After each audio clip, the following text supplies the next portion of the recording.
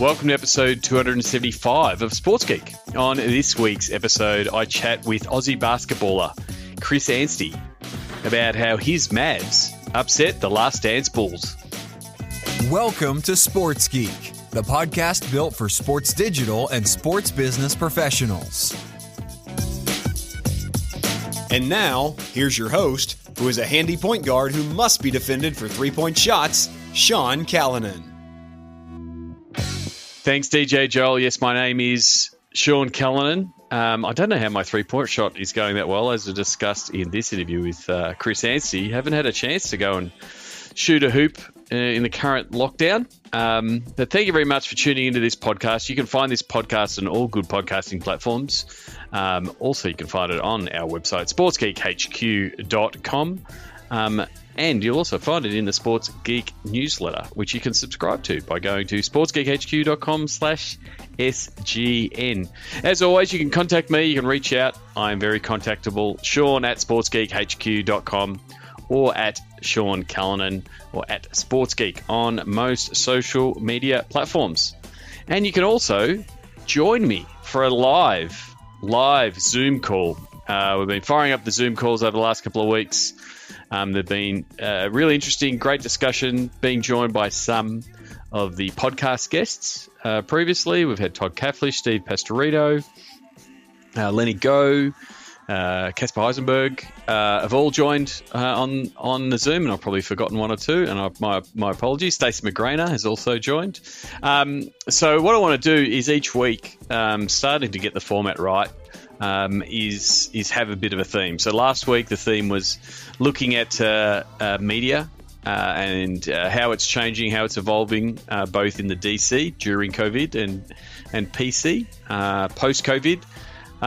So yeah, it was a really good discussion last week on both the calls. The calls are held on Wednesdays, 10 a.m. here in Australia, which fits at 5 p.m. for my friends in the US, in the western part of the US.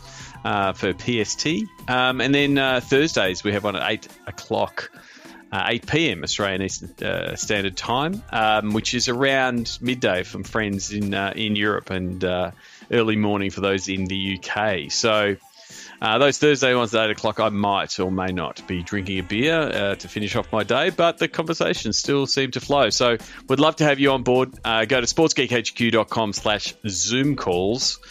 Or you can find that on sportsgeekhq.com to register. Register every week so you get the new fresh Zoom link. We don't have any Zoom bombing on the Zoom calls.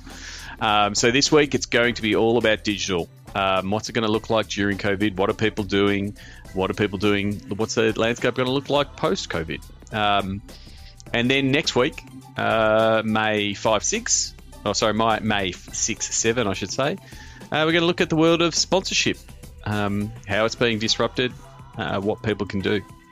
So I want to get into this episode, but before I do, I just want to talk about the Patreon campaign. You can support everything that we're doing in the sports business space by going to our Patreon campaign, sportsgeekhq.com/Patreon. It helps pay for the costs of this podcast, the editing, all the work that gets done. So you really do appreciate you can support for as little as $4 a month. That supports what we're doing in the podcasting space, the newsletter space, and also now in the Zoom call space. And there is options there if you are a sports, technology, or marketing business that want to reach the Sports Geek audience. You can become a silver or a gold supporter. My guest today is a good friend of mine, Chris Anstey. He is an Australian basketballer, an NBL and Boomer great. Represented Australia on numerous occasions, an NBL MVP, and one of the early Australian players to make a splash in the NBA, being drafted by the Dallas Mavericks, and he was lucky enough in his rookie season to come up against the Last Dance Bulls. So I'm sure everybody who's listening to this podcast is watching The Last Dance. I've been very impressed with the 2 episodes I've seen so far.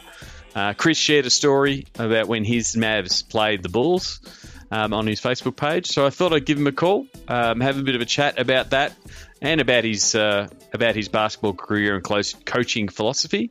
So this is my chat with Australian basketballer Chris Anstey.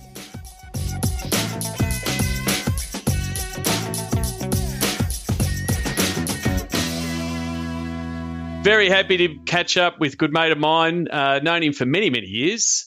Chris Anstey, former basketballer, played in the NBL and also in the NBA, and recently wrote a really great Facebook post that coincided with The Last Dance. So I want to chat about it. Chris, welcome to the podcast. Hey, Sean, thanks for having me. It's amazing what writing can do, huh? It's been a lot of fun with this spare time. Yeah. Well, so I mean that was the trigger. But as I said, we've known each other for a long while. I think I remember meeting you. That was the depot, maybe, of the '93 Melbourne Tigers championship win when you were about to enter the NBL way back when. That sounds about right. We was it every Thursday night? We used to go to the depot for a meal with the team, and that was the local. And no, there were always, the hoodlums, of course, and a few of the other people close to the team would tend to join us. But no, it was a long time ago. It was a long time ago, but the thing that triggered, I mean, obviously everyone in the sports world has been watching The Last Dance. The first two episodes were last week, and that was actually your first season in the NBA. You were a rookie there for the Dallas Mavericks in 97-98 under Don Nelson, and you wrote this post. You started to do, like we all are, take up new hobbies, writing some memories, and you've been sharing some of that on your Facebook page. In the one time that you faced the Bulls in Dallas, what was it? I mean, you describe it in there, and I'll share the link. But was that the first time you faced Michael Jordan and sort of seen him in real life? Well, I'd seen him early on in the year because we played in Chicago, and I didn't get a minute. And that was a game where it was almost the first time that the NBA even knew of the old Hacker Shack, that we were fouling Dennis Rodman, and a teammate of mine, Bubba Wells, fouled out in 2 minutes and 43 seconds. We just kept putting Rodman on the line, and it was a little bit disconcerting because even in that I couldn't get 2.5 minutes to go and foul Rodman every time. So that wasn't the best of my confidence. But no, when they came to Dallas, even from early on in the year, I had family and friends who had booked tickets, and I'd booked tickets to get to the game and circled it in the calendar to see MJ. Yeah, that's it. And I still wasn't sure how many would make the trip because back in '98 it was harder to get to Dallas than what it is now. And it all turned up, and leading into that game, I'd been playing a lot. I was 32 and a bit minutes a game. I looked up the other day and playing pretty well. So expected that this would be my opportunity or my only opportunity to play against Jordan and the Bulls. And when I didn't play a minute in the first half, I was gutted at halftime. And here's me, probably my first memory outside of the preparation was sitting in the locker room at halftime. We're down 8, and this is before social media, of course. And when I thought no one's going to believe me that I played against Michael Jordan. I need a photo. I need something to prove or that I can send home. And I'm thinking, how do I do this? And were you giving Don Nelson like the daggers in the back of the head and doing all the things to make attention? It was just this. It was whatever.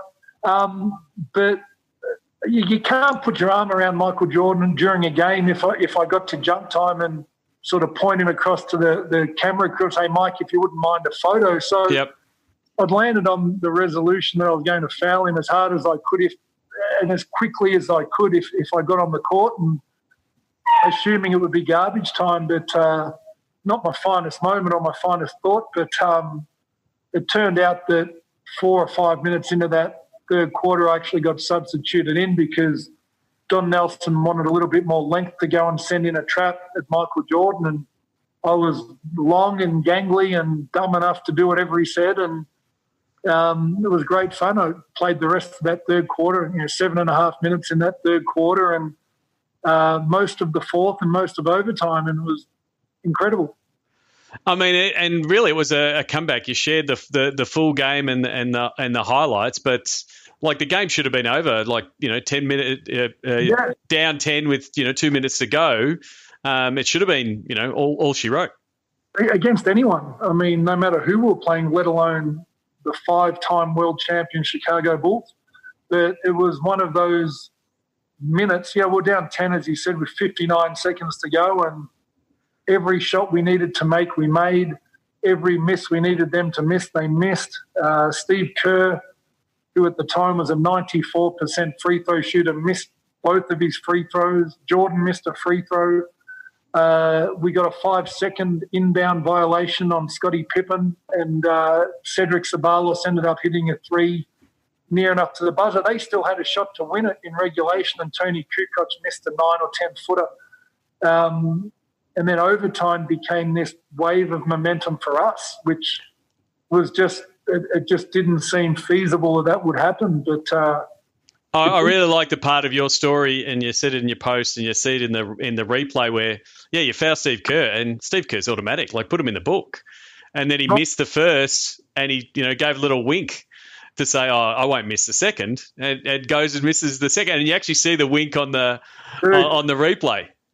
Yeah, you do. AC Green was our most veteran guy on the team, and if you ever get a chance to see the footage, or if anyone gets a chance to see it, as Steve Kerr's lining up to shoot it, AC leaves the block and just wanders right into the middle of the lane before Steve's got the ball and starts a pretty long conversation about why he should miss. And, it's funny, over the years I was never a trash talker, but you can get in people's heads, and one of the easiest things I learned was a lot of basketball players don't think, they act on instinct. And AC Green, from memory, we asked Steve Kerr, when you're shooting, Steve, you're one of the best shooters of all time. Do you watch the ball in the air? Do you watch your fingertips?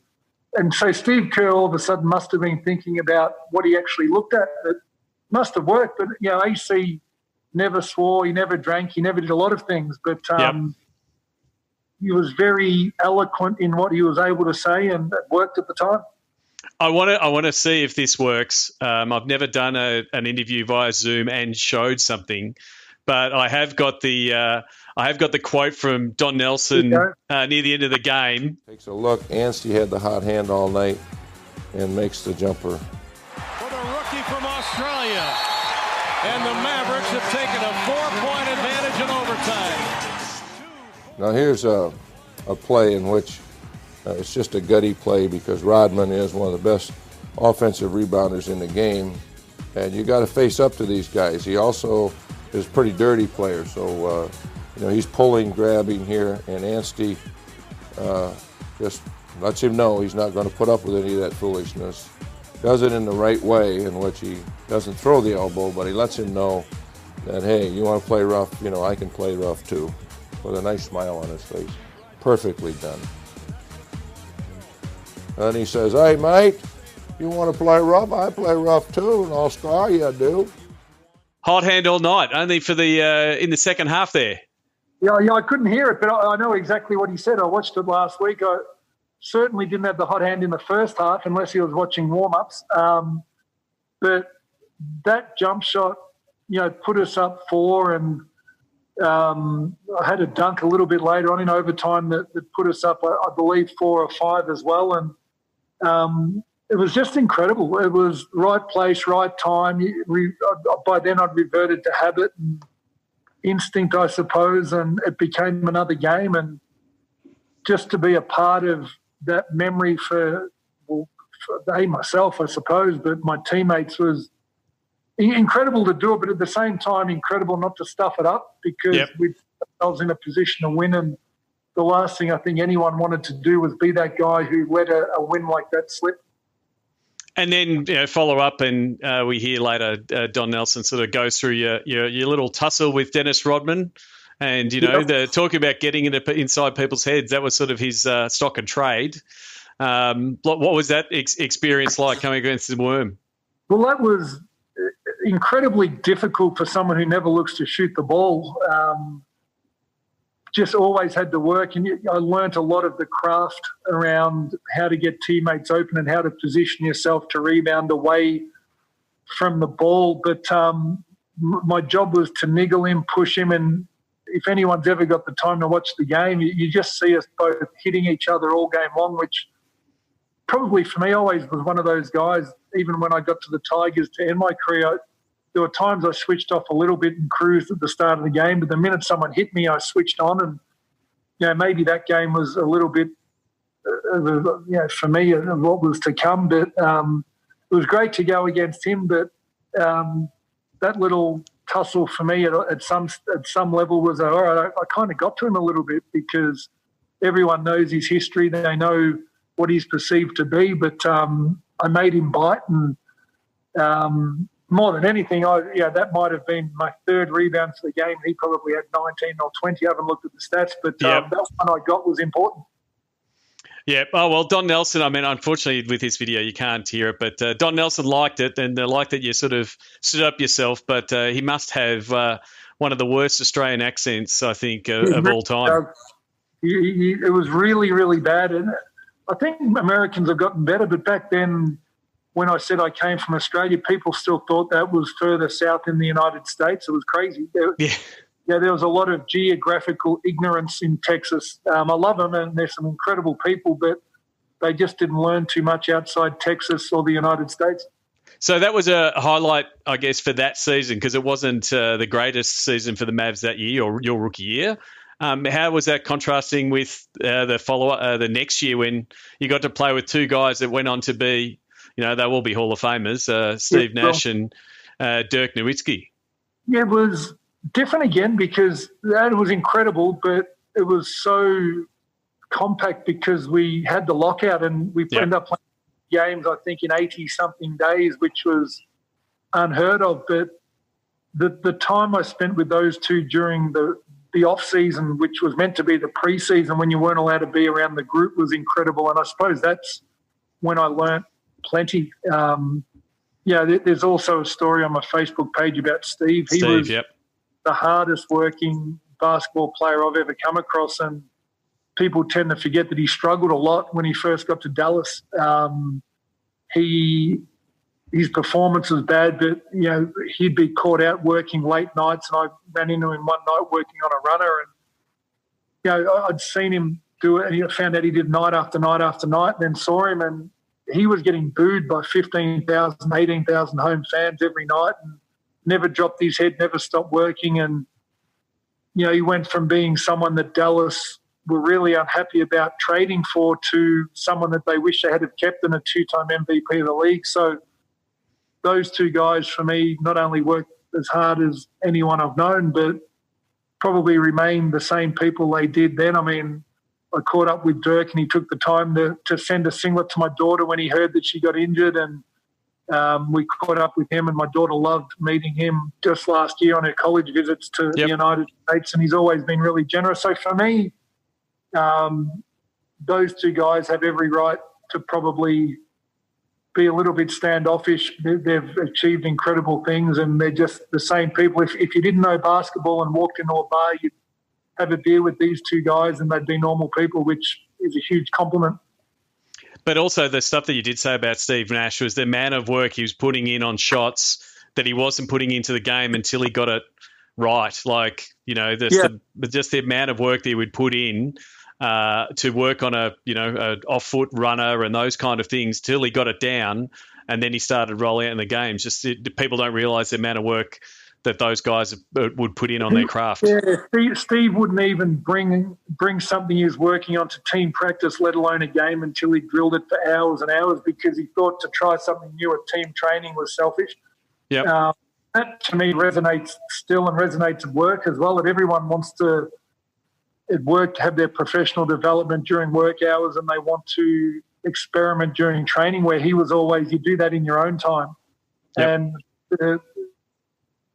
time with your team is to work on team elements of your game. And again, he was the best I've known, and I couldn't tell you how many hours he spent on that runner. Like you say, his off-foot shot, things that people hadn't seen, and he made them look a little bit easy by the time he brought them out of training in a game, but people didn't really know how much time he put in on. Do you think someone like Nash, like in the current accelerated game, like he was sort of the forerunner of it, do you think he would be even better in today's NBA that has more shooting and really guard-driven, even more so than it was then? Maybe. It's hard to tell. It's an interesting one. I think a player like him who handles it so well and he's so creative, and probably more than anything I'd say about Steve, adapts to his current environment. He was never the same.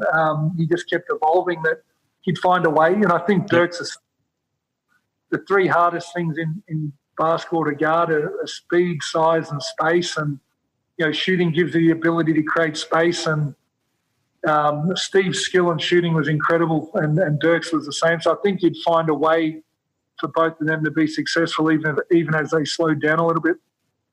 And over your career, so you spent some time in Chicago and then spent some time as a professional basketballer around the world, playing in Russia and then coming back to Australia. What is the life like in, moving, going from place to place, adapting to, adapting to a country you've probably never been to, like Russia? What was it like in the life of a professional basketballer?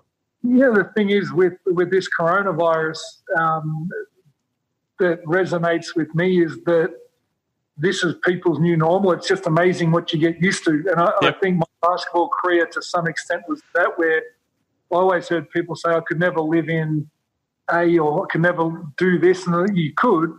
It's just a matter of getting used to it. And for me, that's what the travel was getting used to the environment in Texas, the climate in Chicago, Russia as a whole, even Spain and some of the places I travelled. Even with Australian teams on those extended tours, you're in Asia or in China for a long time. You just get used to living in a hotel and in an airport for weeks and weeks on end, and it becomes normal. I've always been fascinated as to what people can adapt to if they're willing to try, and that was, I'll never forget coming back to the NBL after 3 years in Russia, and I was playing for the Tigers, and we had a practice game in Millicent, down near Mount Gambier near the South Australian border against the 36th. And we stayed in what everyone thought was a crappy roadside motor inn, and it was the best hotel I'd stayed in 3 years. And I was just singing its praises, and a few of the boys were complaining, and we sat down at dinner. I told a few stories. I was just so grateful for that. A reasonably comfortable bed and a heater was, my perspective certainly changed. Definitely. And then, so you've since made the move to coaching, and what are some of the experiences or some of the coaches that you've pulled some of your philosophy from?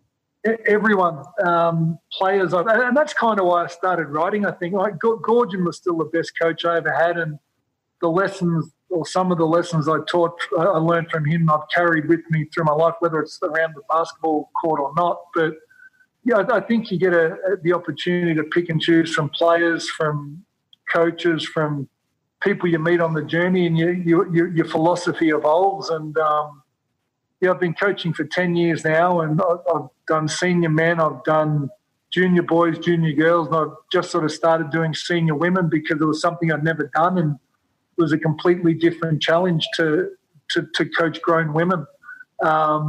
So I'm still evolving. I'll be a different coach in 2 years to what I am now. But if there's one thing that I know, it's that sport's all about, and I think probably work as well. It translates to corporate. It's about empowering people and helping guide them to figure out how they can be successful and finding what's right for them, not what's right for the coach or the boss. And that's something, as a player I was proud of. I was able to figure out how good I could be, and I love finding ideas to try to help players that I coach be as good as they can be, and hopefully it fits.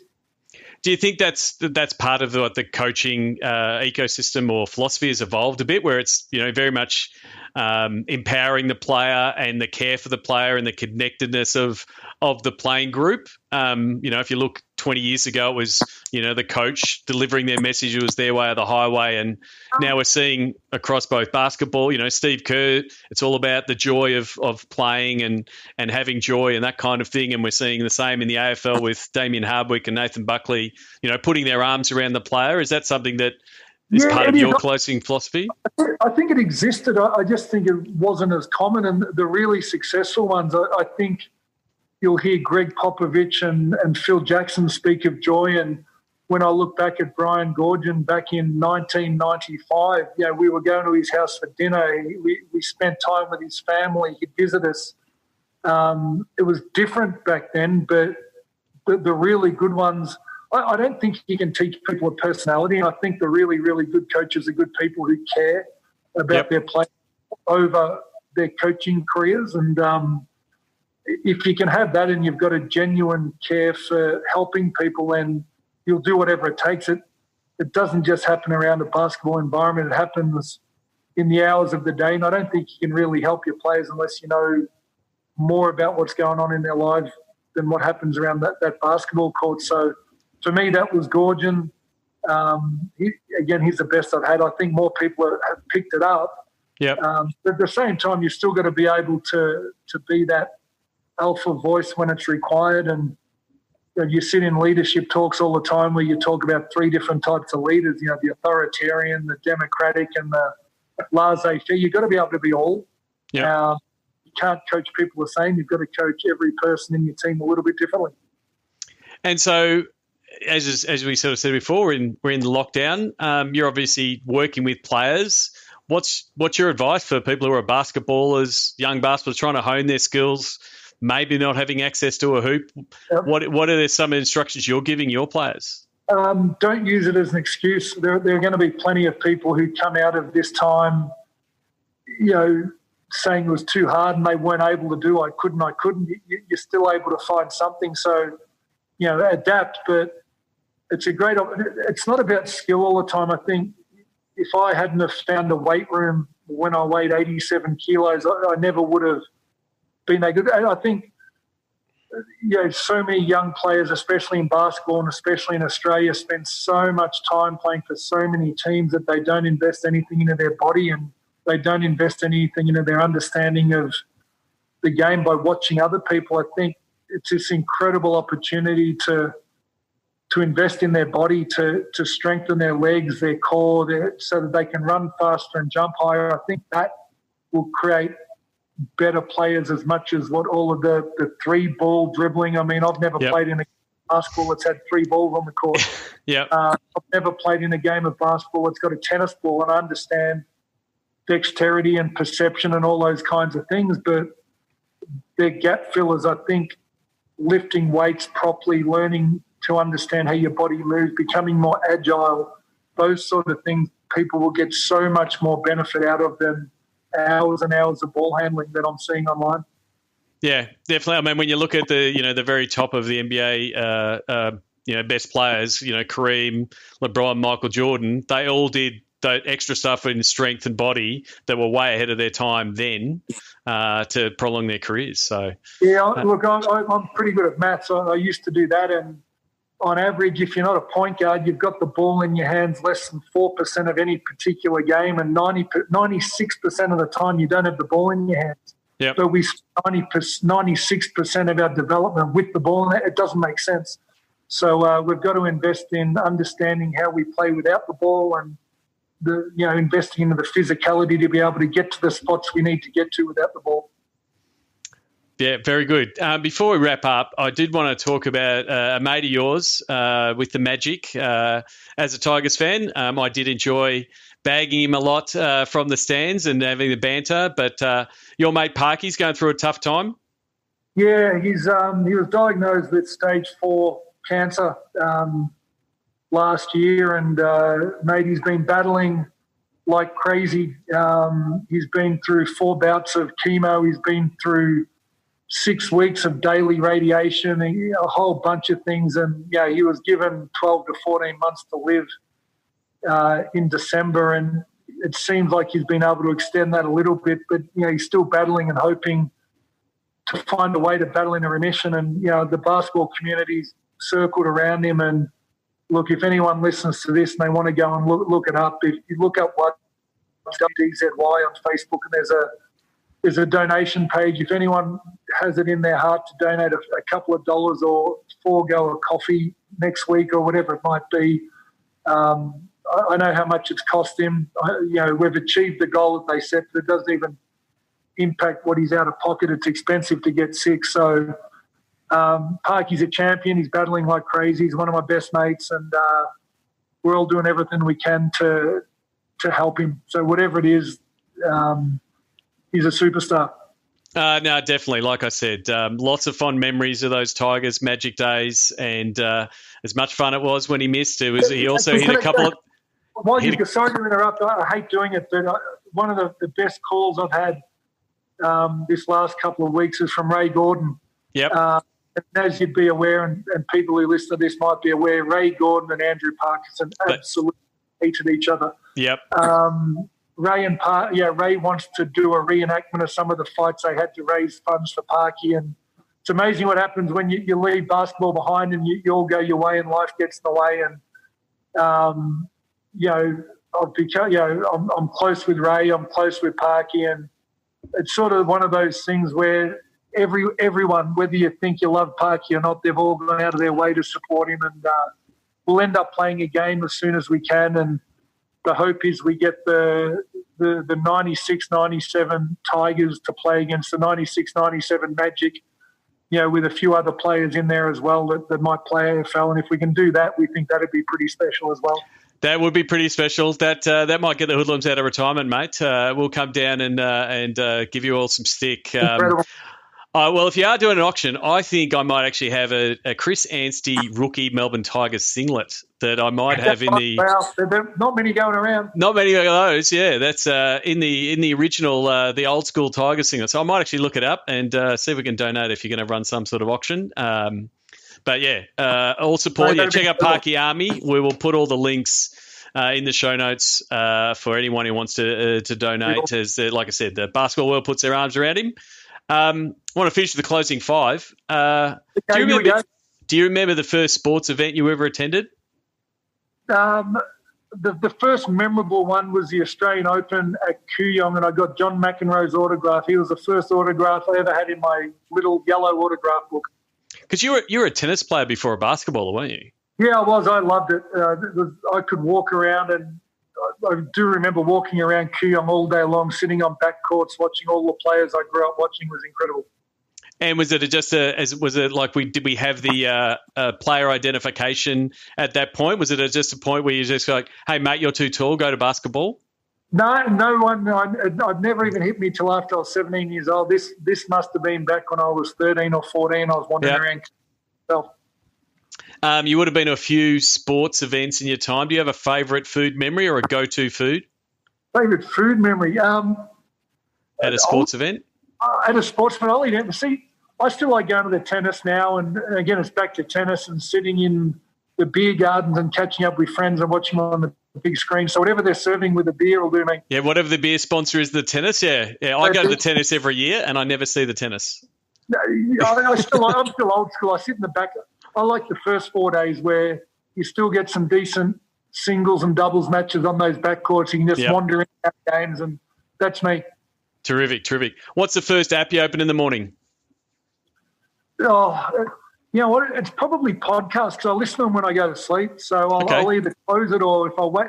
See, I normally wake up at 3 or 4 in the morning and chuck something on to go back to sleep. So but no, I'll go through my socials and just check messages and that type of thing. So probably socials. You've mentioned podcasts. What are the podcasts that you do listen to? I listen to the NBA ones. I don't mind the Ringer. They tend to do a pretty good job. Don't have any go-tos. I like mixing it up, but one I said you should check out is you have to tell me. Yeah, is the Steve Kerr and Pete Carroll, effectively because they're on a break. They're effectively doing a podcast talking about their coaching philosophies because they've got the time, and I think they've just released the second episode today on the Ringer channel. So I think it's called Flying Coach. Interesting. Just they're not talking X's and O's of wide receivers and point guards. They're really just talking what are the big philosophies and how they go about the coaching business, and they're two of the best. But they sure are. I'll definitely listen to that. Who should podcast listeners follow that you follow, that you consume or read, or that they should check out?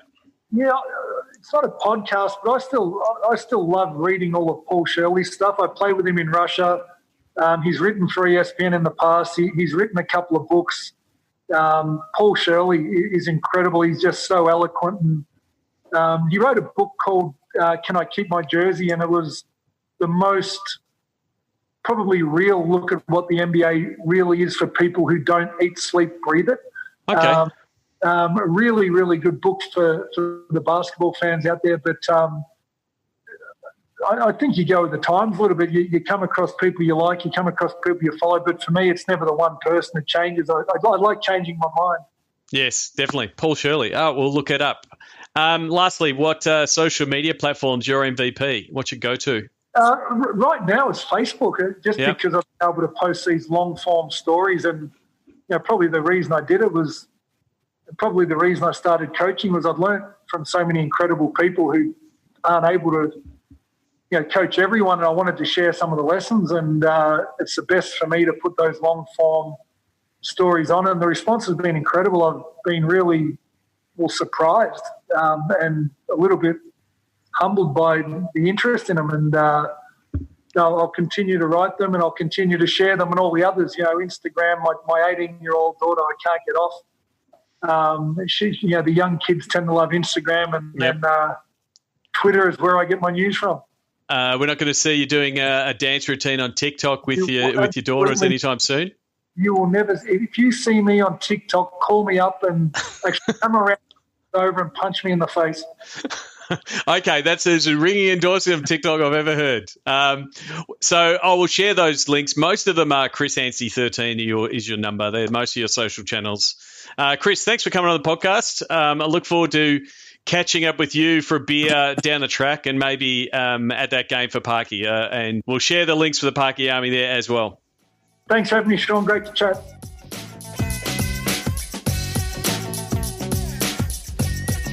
We'd love your support on our Patreon campaign. Go to sportsgeekhq.com/Patreon. Thanks again to Chris Anstey. All the links that Chris was talking about, especially those to support Andrew Parkinson, former Magic player that's going through a really tough time. I didn't get to talk about it then, but obviously we were big rivals. Melbourne Tigers was my team, and as leader of the Tigers Hoodlums, as Chris was talking about there, we actually we bought a box underneath the goals at a Magic game. Under a fake company name, because we knew they wouldn't let us sit in those seats if we said who we were. So we booked that box under Vandelay Industries, and I do remember Andrew Parkinson being at the free throw line with us, full of a few beers, and yelling at him from underneath the hoop to get him to miss a free throw. He missed one, and I remember Warwick Giddy turning to us, sort of telling us to wind it up a bit more. He made the second one. Parky was a great competitor, and we wish him all the best. I will dig out that Chris Anstey rookie singlet and see if we can donate it to an online auction or whatever. And I do hope post-COVID we do have a charity match and bring some of those old basketballers out to play and raise some money for Parky. But the links for that are in the show notes. sportsgeekhq.com/275. Last episode, I introduced a new segment. 1 slide, 2 minutes. And this one comes from... I was using it for a while, but it was actually... I think this... I used this slide. I pulled it from a presentation I did with the guys at the SBS. SBS is a broadcaster here before the World Cup, and sort of talking to them a little bit about where digital fits and what they could do. And this slide was titled "How Marketing Has Shifted." So again, the links the picture of this will be in the show notes, but it pretty much describes the was and now. And I'm assuming that James, being so good, has already got the ticking clock on it. I've only got 2 minutes to do this. And the was that there was two parts. There was creative and channels. And so if we're looking back in the Don Draper era of ad agency land, it was all about the creative. It was all about the big story and the big TVC. And so much of the effort was put into the creative, and the channels were just the things you put them on, because again, they were limited. It was TV, it was radio, it was print. There was very limited channels. Now we've seen an explosion in channels. We've got multiple digital channels with different formats. So we've got Facebook and Instagram stories, and we've got TikTok, and we've got Twitter, and we've got Pinterest, we've got YouTube, we've got different lengths of video, all of those kind of things. So the creative has got squashed because knowledge and understanding of the channels themselves is taking up a really big chunk of marketing resources and marketing brain bandwidth. Then the other piece is all the tools that you have to use to be able to navigate all of those channels, whether they're third-party tools that plug in to allow the posting, whether they're tools to be able to do the analytics and those kind of things. So the marketer, and the digital marketer in particular, has to be across all three of those facets. It can't just leverage, well, we're going to just do a really great creative and it's going to fit on all platforms, which is what previously happened. And that's the disruption, I think, that's happening across marketing overall and advertising overall. So I think, that's only got more complicated and more complex because, the marketing technology landscape keeps changing. The Chief Martech infographic that I keep using now at 8,000 different tools. Like, there's so many tools in that space. So as a digital marketer in these times, you've really got to know your channels and how to present on those different channels, which again is very much the distribution piece for what we're doing in digital dollars, but understanding of the tools around it and how to access those tools, how to best leverage those tools. And so in some instances, in its simplest form, it's things like understanding the different ways to publish on the different platforms, what you should be using, that kind of thing, and the advertising product that sits behind it. I believe that's a really valuable tool for a lot of the channels. That's the nuance, that's the difference that marketing has shifted. It's moved away. There's still a massive need for creative, but also creative with the knowledge of the tools and how the channels work. It's entwined now. So that's it. 1 slide, 2 minutes. There's the buzzer. Thank you very much, James. So that's the new slide. Oh, that's 1 slide, 2 minutes. I've got to get my segment names right. So I hope you enjoyed that. The link to that slide is in the show notes, sportsgeekhq/275. The other segment was do this today. Again, we haven't gone and got new fresh stings yet, but do this today. This is one tactic that you can implement today that will improve your life. Now, everybody, and I mean everybody, is currently having Zoom calls. You might even be coming to the Sports Biz Zoom calls, which I hope you do. But now everybody is doing it. And for someone like myself who have used Zoom and GoToMeeting before that, for the last 10, 11 years now, it's quite strange because until 4 weeks ago, I rarely turned on the webcam.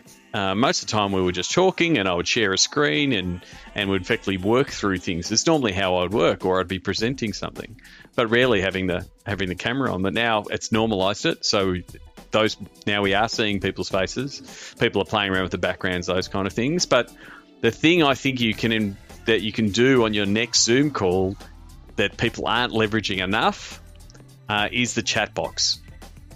So what I've been doing and what I've been playing around with in recent Zoom calls is sort of using Zoom and treating Zoom a little bit like Twitch. So in Twitch, when you're engaging and you're playing a game and you're talking to your fans or talking to people who are watching, you will put a call out to say, oh, do you agree with that? Put a 1 in chat or put a yes in chat. And so the people who are watching, it gives them something to do, keeps them engaged, keeps them leaning in.